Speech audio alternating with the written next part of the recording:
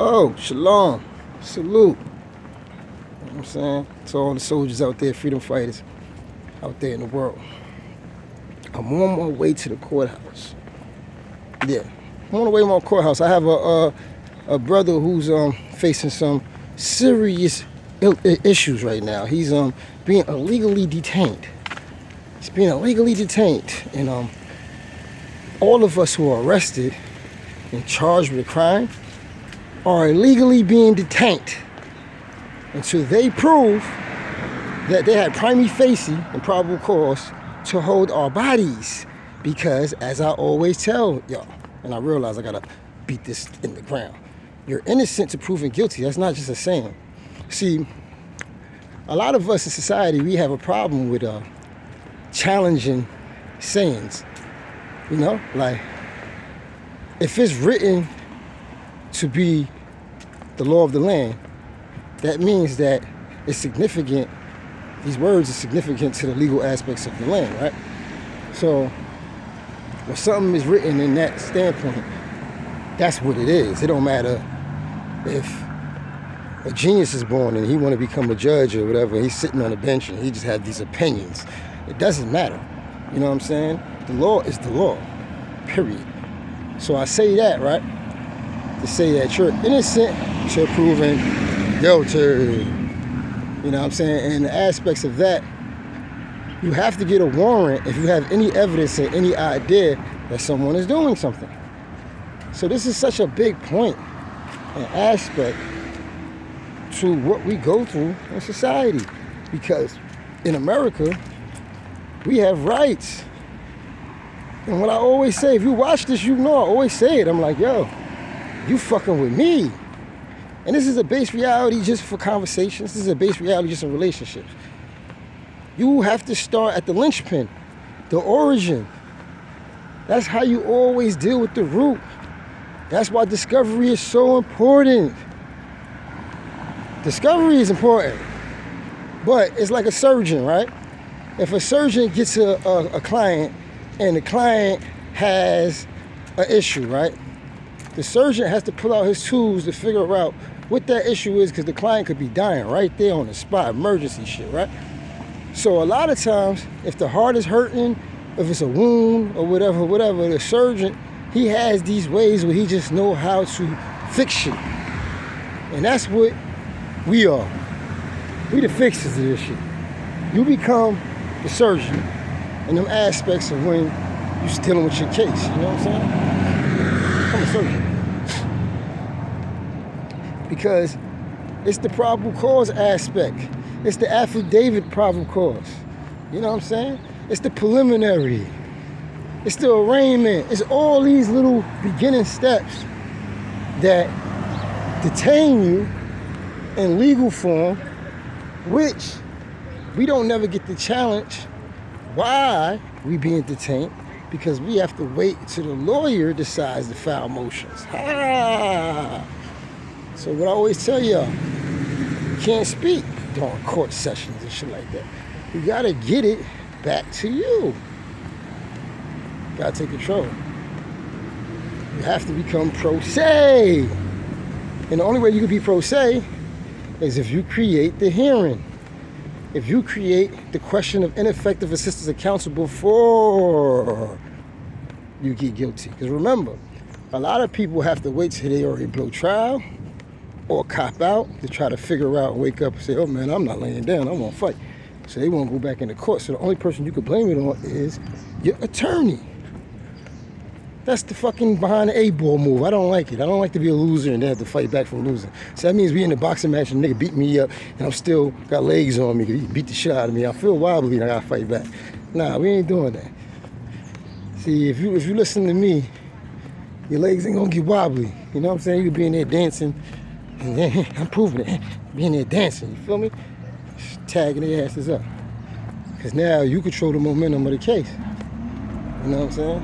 And that's what I'm about to go do for the buddy. The homie right now, he's worried, he's scared, he's in fear. He calls me every morning. Very much in fear. But what I'm about to do is file a motion to withdraw counsel. And this, my friend, is going to shake up everything. You know what I'm saying? And it's so simple. California versus Ferretta is a Supreme Court case that just gives us the legs for this shit. You know what I'm saying? And I go from California versus Ferretta, I could bring it to any state. That's what you gotta do. You gotta find the United States Supreme Court cases that's ruled in your favor, that has the language that you like. And you gotta bring that into your state. It's called Shepardized. They got Shepardized books and shit. But you gotta really like teach yourself that. It's kind of like a complicated aspect. What's up, my What's good, my G's?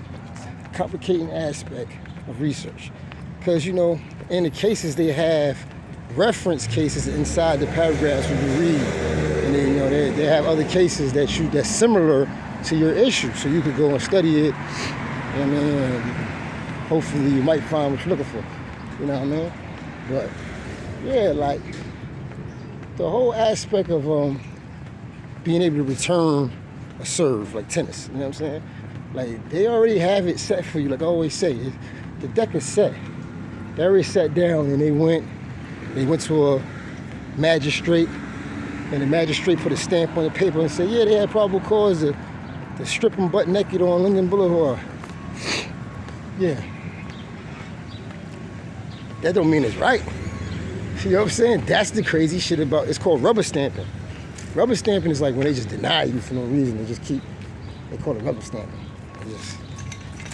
They don't rubber stamp you and give you, you know what I'm saying, they agree with you, and you know what I mean? They rubber stamp you and affirm and deny. They don't never rubber stamp you just constantly win unless you're me.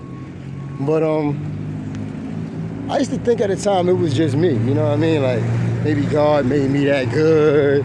And you know, I keep having it. I think Jesus was trying to tell the disciples that, the apostles that, like he was trying to tell them, like, yo, look, man, you can do anything I do.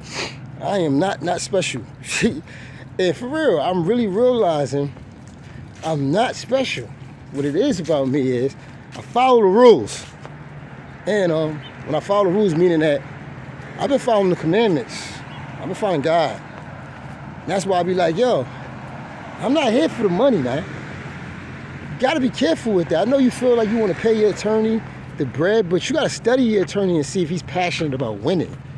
See, winning, a lot of times, you know, it's not a spiritual thing. It's just some people like to fucking win. And I'm one of them guys. It's just that I became spiritual because I seen the devil. I always tell people, watch The Devil's Advocate. Nah, for real. Watch it from the legal aspects and the spiritual aspects. And you're gonna understand the devil has control over a lot of shit. So God's warriors, you gotta be able to point them out. Because I tell you, they know us when they see us. That fucking sword gets busy. You got a lot of demon blood on it, demon slayer, alright? But shit, it's back to it. I said all this because I'm going on this walk, man. This is what I'm trying to say. I'm going on this walk, going to law library. Every civil court, family court, court. We gotta go where the officers at to study. Yeah, it's not in a regular library. And to have Westlaw and to have all those, it costs mad money, like even the books. And what y'all need to get informed with is informal properties. That's the status that we all want. You know. I feel bad for y'all people who got so much money that y'all can't hide it. But, you know, most people who struggle with legal cases don't really have money. You know what I'm saying? So, informal pauperous is a word, it's a status that means I can't afford for none of this crazy shit y'all talking about. And I need to be in here and doing what I'm doing and filing what I'm filing without y'all bothering me. And the clerk says, okay, buddy, since you're so smart, you know how to ask for informal pauperous, they give you the freedom to file any motion you need to file in the courts. So this is just what, you know, we have to ask for, unless you got stupid money. But what I'm learning in this game is the man with the money is the chump, because I ain't had no money. And I was swinging that sword like I had all the bread in the world. But thinking about it, I used to always tell people that in the streets. Just be like, yo, I don't care about your money, bro. I'll take that shit from you. See, that's the aspect you have to think. See, that's that was like a stick-up kid mentality, right? But then when you put a stick-up kid in the courtroom, and he looking at all this money, his mind is like, how am I gonna get the money? And that's where lawsuits come in. So I got tons of conversation for y'all. And I want y'all to be beware, man, because there's a lot of scammers out here. I seen a dude, a young brother. He said, I'm the best jailhouse lawyer ever. And I'm be honest with y'all, people was begging me to do this. Like, a lot of my friends was like, yo, bro, you got to do it. I ain't want to do it. And I do a lot of other shit, you know, music and stuff like that. People copy. It's a copycat league. Everybody copy. So I seen a guy said, send me the money and I'll get y'all out. That's why I always tell y'all, I don't want no money, man. None. I get busy. I kill demons for free. So, you know what I'm saying? Like, they get paid for it. I don't. You know what I'm saying? And I feel like any jailhouse lawyer, like, in this regard, you shouldn't even be talking about no money, because at the end of the day, you know what I'm saying, it's the family members that's outside, right? And y'all got y'all responsibilities and y'all bills to take care of. And then you got the guys that's the inside that need help. So if y'all get scammed or y'all get mistreated, get deterred, you're not gonna help the guys on the inside. Bro, y'all gotta get up out of here for real though.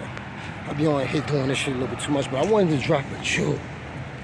And I told y'all, I don't do the aspects of legal books because I be in these streets. But it's all locked up in here, and that's what you gotta do when you study. You gotta get that shit in here, because when you get in front of them people, you ain't gonna have them books. You ain't gonna have all that. So you got to spit that shit.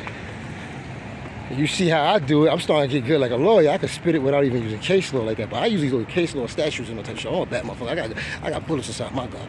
Trust me, it's real. Yo, this is Relador. I'm out of here, man, you know. Yo, man, let's free the slaves, man. Don't feel bad, I said the slaves, yo. Y'all took our reality. Let's free the fucking slaves, y'all.